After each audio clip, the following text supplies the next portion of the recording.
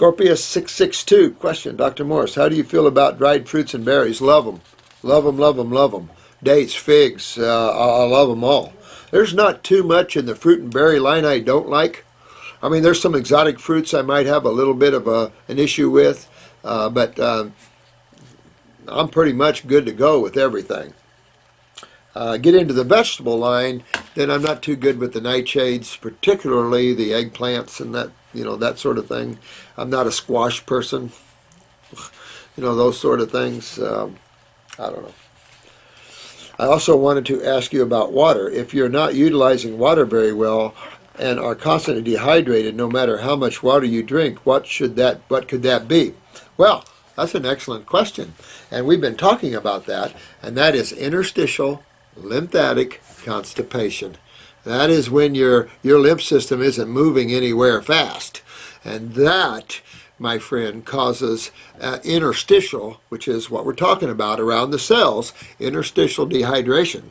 And you're exactly right. You cannot rehydrate the human body with water. You must get the body filtering this lymph system. Think of it as a stagnant lake that you need to get a water coming in and stagnation moving out.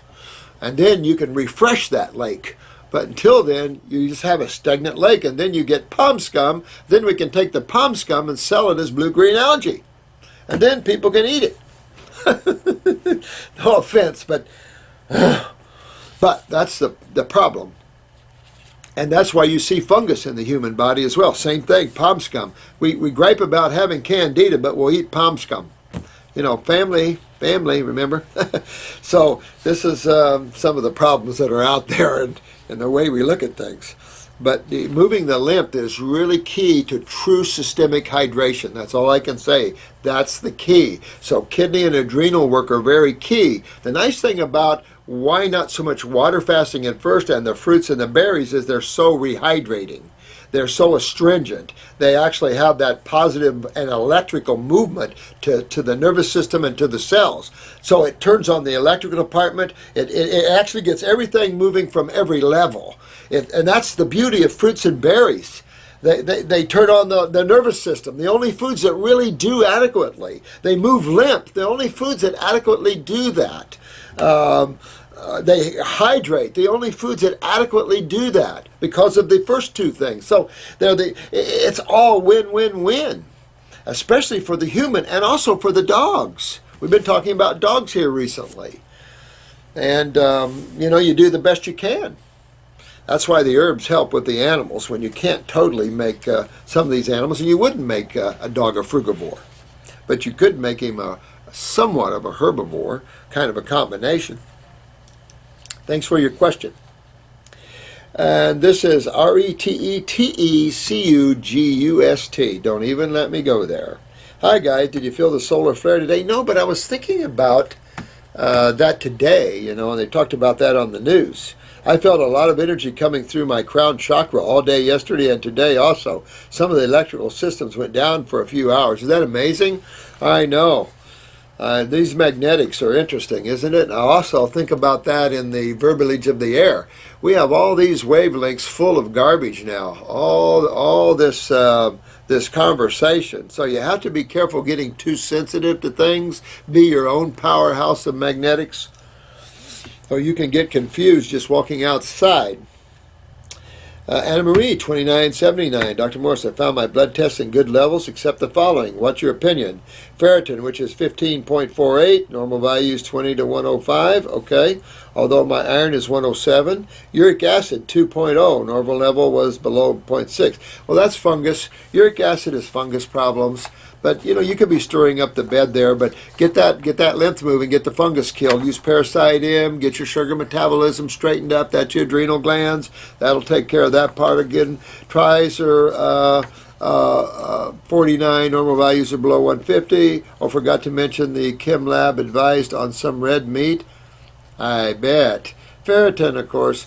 That means that iron is not stocked by the body, blah, blah, blah, blah, blah. But long ago while I was eating fish and dairy, my iron was 31. God, how much brainwashing this allopathic medicine does.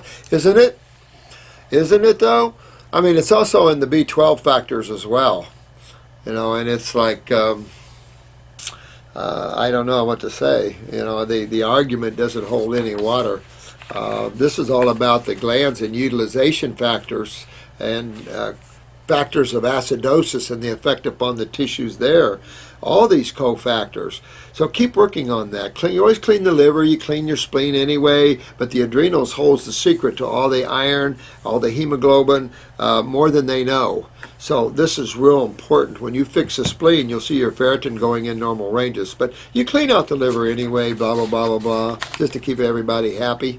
But yeah, how's your creatinine? You didn't mention that. Sounds like it was good. But you didn't mention the creatinine. The uric acid, again, expect that. That's fungus problems. You're not eating meat enough to mention that. The tries, again, remember you're 49 though. German Eichelt. Hi, my friend. Hi, Doc. I've heard you say golden seal is one of the most powerful herbs on the planet. Do you mean the root or the leaf? Golden seal root. I notice you don't use it in your formulas because of its high cost. It's high cost and availability. Golden seal was just about wildcrafted off the planet. Some of these herbs, like colt's foot, the same way, almost cultivated off the planet. So that's the problem with wildcrafting too.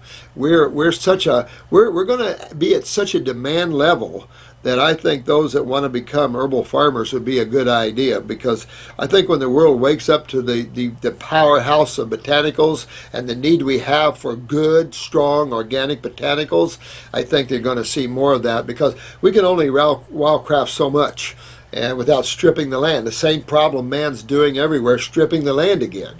So we have the brain power to put up greenhouses and to grow all kinds of fantastic herbs and fruits and berries and melons, and so and vegetables. So that needs to take place. But I do love the golden seal. But again, it's just when I see an herb that's almost wildcrafted off the face of the earth, I'm just not going to help that. I want to pull back and use something. But for blood sugar, really good. And for pancreatic problems, golden seal. And I do have it in my pancreatic formula, I believe. But again, the high cost of it, because people already gripe at the cost of herbs. And you can imagine when we use more expensive herbs, we either have to eat the difference, or and we don't have a lot of room to eat. So like people think you do. We run 1-to-4 concentrates. You don't run 1-to-4 concentrates and do what we do with the herbs and sell them for what, say, Nature's Way could, even though we're priced the same. We do that just because our focus is more formulas. I've always told the staff to keep everything down because we use more formulas, but that's the way I found remedy. I find that if you use one formula at a time, you're not gonna feel it much. You're not gonna really. It'll help. We've seen it help people, but not to the extent that we want.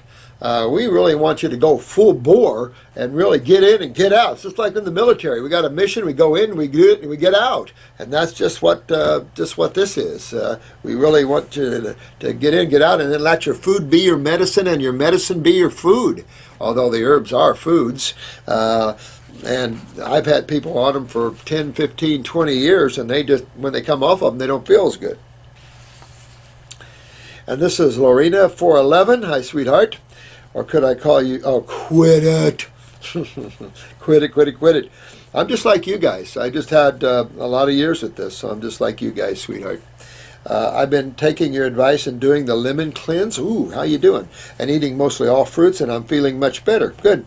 I'm also preparing myself for your butt-kicking herbs. You haven't started them yet?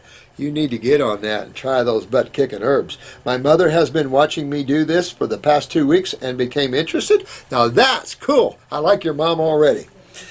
In what I was doing. I was so excited to share the knowledge I have learned, and I continue learning. Thank you, dear. She had a question that I'm not sure you have ever mentioned. Oh, good. What is it? However, I believe I know the answer. What's your take on red yeast, rice, garlic, and onions? Good, bad? Thanks again. Lots of loves and hugs, and lots of loves and hugs back to you, dear. Well, like I said, garlic and onions at one level can be effectual to the body in certain ways, and certain levels it becomes pungent and undesirable, and the body pulls away from them. In terms of red yeast rice, I don't use that or recommend that at all. I just don't get any fermentation. Everybody's bitching about candida problems as it is. And I don't get into that. You're trying to control what with what? I mean, cholesterol is the body's main antacid. And if you're having high levels of lipids, that means you have high level of acids. And you've got to deal with those acids. Well, you can't deal with it taking red yeast rice or garlic or cayenne or all these things. You got to fix the door, and the door is the adrenals and the kidneys. You fix those up, get your lymph draining, and then everything is good, and you won't have to be looking for a remedy for cholesterol because you'll know exactly what cholesterol is. But if you want to use ginger and onions, okay. But some of you that are very high up now, remember, you guys are getting high up there, and you're going to see a lot of changes that make things some intolerable. Just a lot of changes. I can't even begin to tell you, from the sweetness of the body to the cleanness of your stools to, I mean, just there are just so many factors that change in your life, to the keenness of sensitivity. And then you begin really aware of one of my pet peeves. And I've not talked to you much about this one, but it's my pet peeve, and it's difficult. And that's noise pollution. A lot of people don't realize noise pollution. A big issue for me because I'm a listener. And when you start listening, you start hearing. And this world is a train wreck with noise pollution. Everything is so loud. It's unbelievable. But thank you for your questions, and I love every one of you. And all the masters do too, let me tell you. All the masters I'm working with, just keep it up. That's all I can say, just keep it up. I'm out of time here. Thanks for the Twinkie story. Chocolate-covered almonds, oh my God, that sounds good too. You can laugh at these things, and you can have some, when you get up there and you clean your bodies out and you get yourself healthy, you're going to laugh at a cheat once in a while. So what? I don't kick anybody for that. There are the purists out there. I just lost that a lot of years ago because I upset too many people by being too strong with them and too demanding. And I found that if I relax and I let life breathe through me, it works better, and then people get better. You can't shake people awake, and you just have to give them love and compassion and gentle nudges. Look at this beautiful lady's mother. Just, oh look, what are you doing there? You're looking better. You're sounding better. Well, what are you doing? Yeah. That was good. Love you all. Got to run. Perhaps I can get to more questions later on in the next video. Karen Rankin. No. Love you, dear.